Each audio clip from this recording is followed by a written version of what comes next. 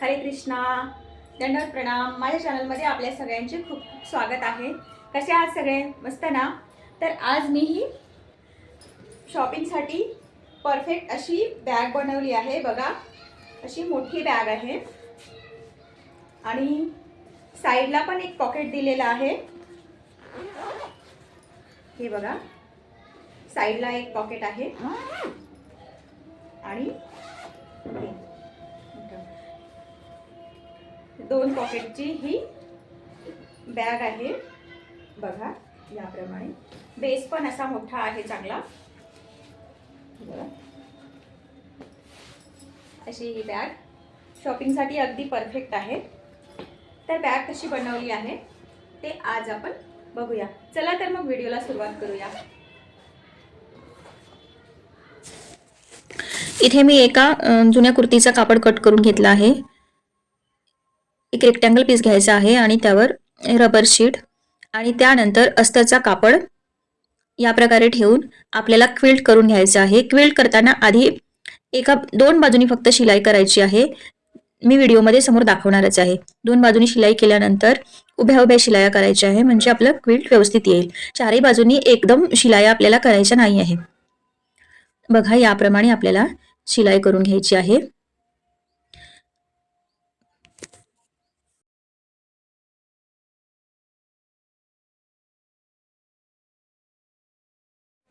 शिलाई करताना, क्विल्टिंग करताना तुम्ही पिनअप करू शकता, म्हणजे कापड इकडे तिकडे सरकणार नाही। कारण जेव्हा मी हे करत होते ना, तेव्हा माझं कापड आतमध्ये एका ठिकाणी जमा झालं होतं आणि वरच्या बाजूला मग रबर शीट अशी उघडी पडली होती। म्हणून मी सांगते की इथे आपण जेव्हा क्विल्टिंग करतो तेव्हा व्यवस्थित पिनअप वगैरे करून घ्या, म्हणजे शिलाई व्यवस्थित होईल। एका बाजूला शिलाई करून नंतर मग दुसऱ्या बाजूला शिलाई करून घ्यायची आहे आणि त्यानंतर आपल्याला उभ्या उभ्या शिलाई करायची आहे, म्हणजे क्विल्टिंग आपलं व्यवस्थित होईल।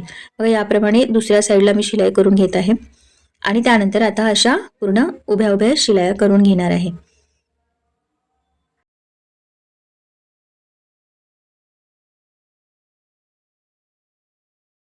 हे बघा, याप्रमाणे मी इथं क्विल्टिंग पूर्ण करून घेतलेलं आहे आणि आता आपण समोरची प्रोसेस बघू।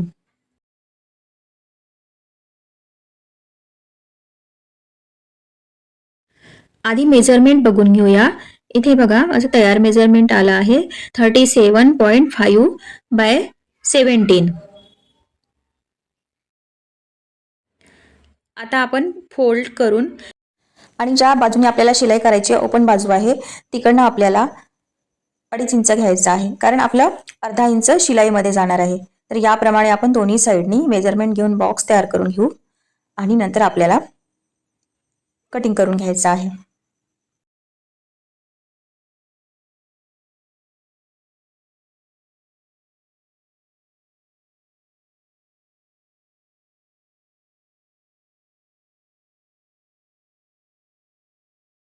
इथे मी कटिंग करून घेतला आहे।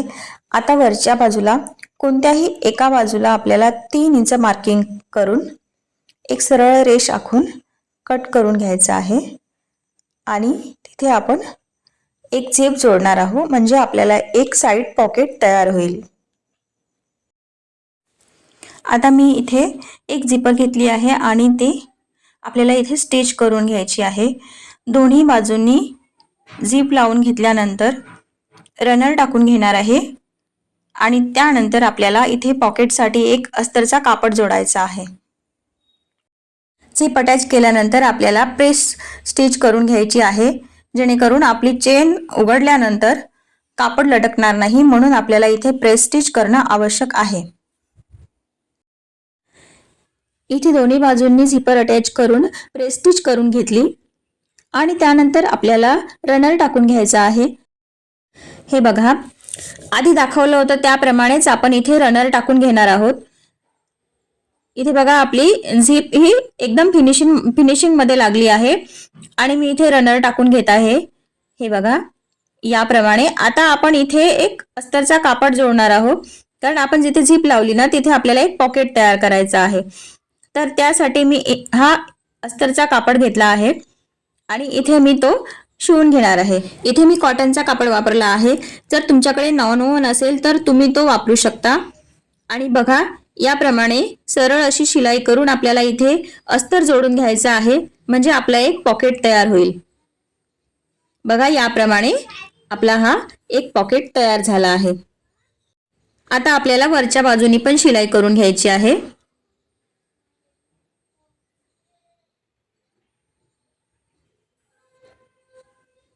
बघा ही चेन इथे आपला एक पॉकेट तयार झाला। आता आपण साइड स्टिच करून घेऊ। आता आपल्याला बेल्ट जोडून घ्यायचा आहे। मी इथे रेडीमेड बेल्ट यूज करत आहे। तुमच्याकडे जर कापड शिल्लक असेल तर तुम्ही कापडाचा बेल्ट पण तयार करू शकता। आपल्याला इथे सेंटरवर मार्किंग करून घ्यायचं आहे। सेंटर पासून दोन्ही साइडला मी इथे 4-4 इंच मोजून बेल्ट शिवून घेणार आहे। हे बघा याप्रमाणे आपल्याला इथे बेल्ट दोन्ही बाजूंनी शिवून घ्यायचे आहे। इथे मी 30 इंचाचा बेल्ट यूज केला आहे। तुम्हाला जर कमी जास्त करायचं असेल तर तुम्ही करू शकता। मला बेल्ट थोडा लांब पाहिजे होता, त्यामुळे मी इथे 30 इंच बेल्ट घेतला आहे। दोन्ही बाजूनी बेल्ट शिवून झाल्यानंतर आता आपल्याला इथे झिपर अटॅच करून घ्यायची आहे आणि रनर पण टाकून घेऊ। दोन्ही बाजूनी झिपर अटॅच करून झाल्यानंतर आपण आता साइड स्टिच करून घेणार आहोत। तर बघा याप्रमाणे आपली ही बॅग रेडी झाली आहे। बेल्ट लावून झाले आहे, झिपर अटॅच झाला आहे आणि इथे रनर टाकून घेत आहे। आणि रनर टाकून घेतल्यानंतर आपण दोन्ही साइडनी स्टिच करणार आहोत।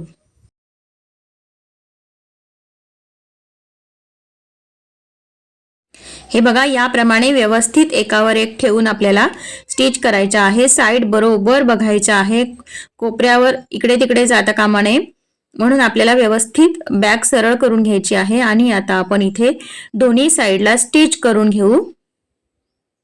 तर बघा याप्रमाणे स्टिच करून घेणार आहोत। आणि स्टिच करून घेतल्यानंतर आपल्याला अस्तरच्याच कापडाची एक पट्टी घ्यायची आहे आणि आपल्याला रफ एजेस फिनिश करून घ्यायचे आहे। यामुळे काय होईल ना, आतल्या बाजूला धागे वगैरे दिसणार नाही आणि आपली बॅगची फिनिशिंग छान होईल, लुक छान येईल। म्हणून इथे मी फिनिश करून घेत आहे, दोन्ही साइडनी फिनिश करून घेणार आहे। आणि त्यानंतर आपण जो बेससाठी बॉक्स तयार केला होता तो बॉक्स पण शिवून त्याला पण फिनिश करून घेणार आहे। तर बघा इथे मी बॅग पलटून घेणार आहे आणि इथे आपली बॅग रेडी झाली आहे। बघा व्यवस्थित फिनिशिंगनी आपली ही बॅग तयार झाली आहे, तुम्ही बघू शकता।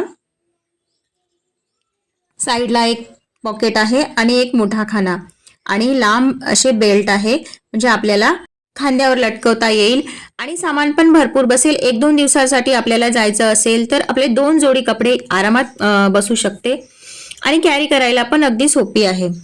तुम्ही पण बनवू शकता घरच्या घरी। अगदी रबर शीट नसेल ना तर तुम्ही अस्तर वापरू शकता साधं, किंवा मग राईस बॅग, आटा बॅग किंवा फोम शीट वापरू शकता। नक्की ट्राय करा। बेसिक शिलाई येत असेल ना, सरळ सरळ सरळ शिलाई जरी मारता येत असेल तरी पण तुम्ही बॅग शिवू शकता आणि सेल पण करू शकता। फिनिशिंग छान असेल तर कोणीही घेईल, सेल पण करू शकता तुम्ही। तर व्हिडिओ आवडला असेल तर प्लीज लाईक, शेअर आणि सबस्क्राईब करायला मात्र विसरू नका। हरे कृष्णा। भेटूया नेक्स्ट व्हिडिओमध्ये। Thank you for watching.